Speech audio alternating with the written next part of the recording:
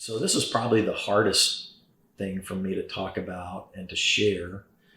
I met my ex-wife now. We've been divorced over a year now, but I met her when I was 19 years old. And we fell in love and we dated a year and we were engaged a year. We got married in 1982. Okay. So we were both 21 years old when we got married. Janet had just finished her senior year at Baylor, and I had just finished my junior year at Baylor. And we got married. We were good evangelicals. I knew I was supposed to be a pastor, and we waited till we got married to have sex. And we were living faithful to each other our entire married life. But there were things in the marriage that were going on that weren't perfect, and there were things that we didn't really handle adequately as we should have. But we loved each other, and we were in ministry together, and we were serving God together. And I think in general, we were happy. But there were things that just weren't being dealt with that were there, that were kind of underlying. And those just kind of went on and on and on and on. And I'll talk about that in just a minute. But as our marriage went on, there were just things that started happening that I think probably emptied each other's cups. Like I remember one thing was that when we started the church, we both worked full time to get the church going. And my ex-wife was the children's pastor at Vineyard Church for the first 13 years of the church. We were both working in the church full time. And really, apart from the church, we didn't really have much in common. I remember when we'd go out to eat for dinner or something like that, we would sit down and we would want to talk about something other than church, because we were living church 7 days a week, 24/7. As a pastor, you're always on call. You really, even though you might take a day off, you're really on call 24/7. And so that had been our lives for 13 years. And I easily worked over 80-hour weeks, and I can't remember how many hours she would have worked, but we just lived, eat, breathe church, So remember, we go out to dinner and we try to sit down and say, let's talk about anything but church. And we just kind of stare at each other. And other than maybe her brother or my sisters or something like that, we didn't have much to talk about. And so I remember when we made a decision for her to get off the staff and to begin to try to bring some separation in our lives from our church world to our private world, which I think was an attempt at a healthy move. But nonetheless, there were issues like that. One of the things that was also challenging in our marriage was the thing of having kids. And I won't go into any details there, but one of my greatest heartaches is just that I always have wanted to have kids, and that's always been a big heart issue for me. And I've cried 1,000 tears over that issue. So I'm just saying that there were things in our marriage that were there that made us vulnerable to issues at hand. And so here I am, well into our marriage. There's stuff going on. There's issues where we weren't dealing with them adequately. And I now have this world of, I'm burned out in ministry. I'm literally trying to treat my insomnia with Xanax and abusing alcohol. And there's issues in the marriage that aren't what they should be. And in the fall of 2017, I think under the influence of Xanax, alcohol, insomnia, and all of that together, and the marriage issues that we weren't dealing with adequately, I wasn't dealing with adequately. In the fall of 2017, I was sexually unfaithful to my wife. That was the first time that ever happened. I'd never been that way before in the marriage. Some people were wondering, was this a pattern? And it wasn't. But I was vulnerable, and I did, under the influence of insomnia, alcohol, Xanax, ministry, burnout. I sinned. I compromised. I went against my own values. I committed adultery, and then when that happened, and when it happened, I didn't tell people, and I hid that behavior for over a year, about like from the early fall of 2017 till when I went to rehab in November of 2018. I was so embarrassed. I was so ashamed. It was against my personal values. It was against my biblical values. It was against my leadership values. I'd compromised, I'd sinned, and I hid it. And I just hid the behavior. I didn't want to tell anybody. And so this was my sin. If those of you who are listening to this, I know one of the caveats that I've done in the first two videos, and I say it here again, through these actions that I don't give any excuse for, it was my fault.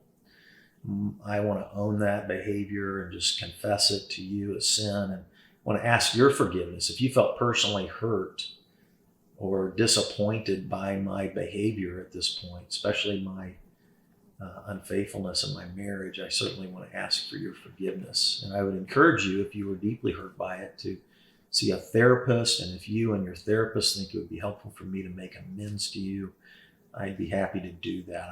I've done that with many, many people at this point, a few hundred people, several hundred people at this point. I've done that one-on-one. And so certainly would offer that as well, and just ask for your forgiveness in that situation. And so I went to rehab in November 2018, and I still had not told anybody about my sexual unfaithfulness. When I was in rehab, like on the third or fourth day I was there, they let me call my wife, and I was on 4 rehab drugs when I called my wife. And our conversation was really short and really quick, and I was still detoxing and on these detox drugs. And I, in a very, very poor and inappropriate way, ended up confessing my moral failure to my wife. And so it was traumatic, I know, for her, certainly probably traumatic for anybody that she would have told. It certainly wasn't a part of my lifestyle or my track record, but I did have that little over a year period of time when I was just hiding that behavior. And so it was while I was in rehab. I was in rehab for 120 days. It was while I was in rehab. I wasn't really able to talk to my wife too many more times. We called a couple more times.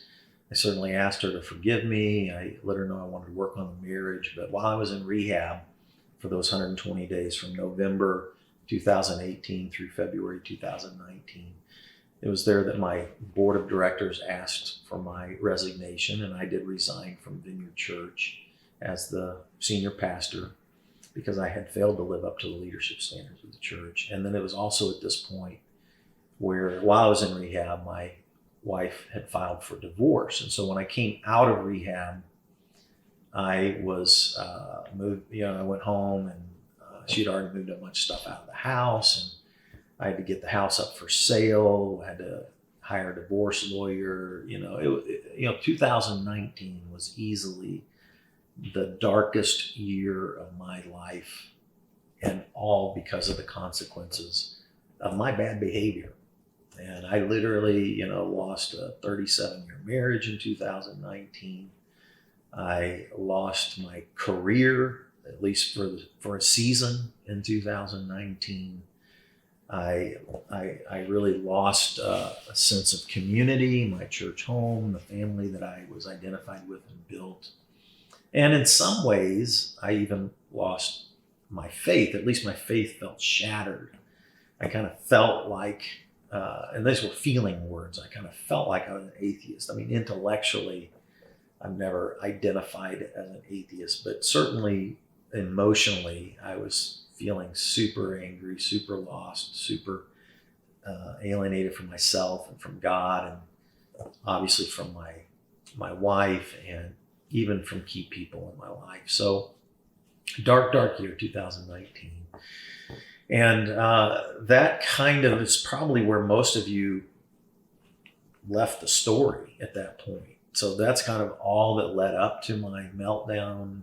And in 2019, I've written some blogs that you might want to read that kind of go into a little bit more detail about how I went through and how I experienced 2019 emotionally. But what I'm going to be doing in the next two videos is how am I doing now? Because honestly, that's probably the big question I've bumped into personally. Bumped into people, over 1,000 people just randomly in the Northland and around the city.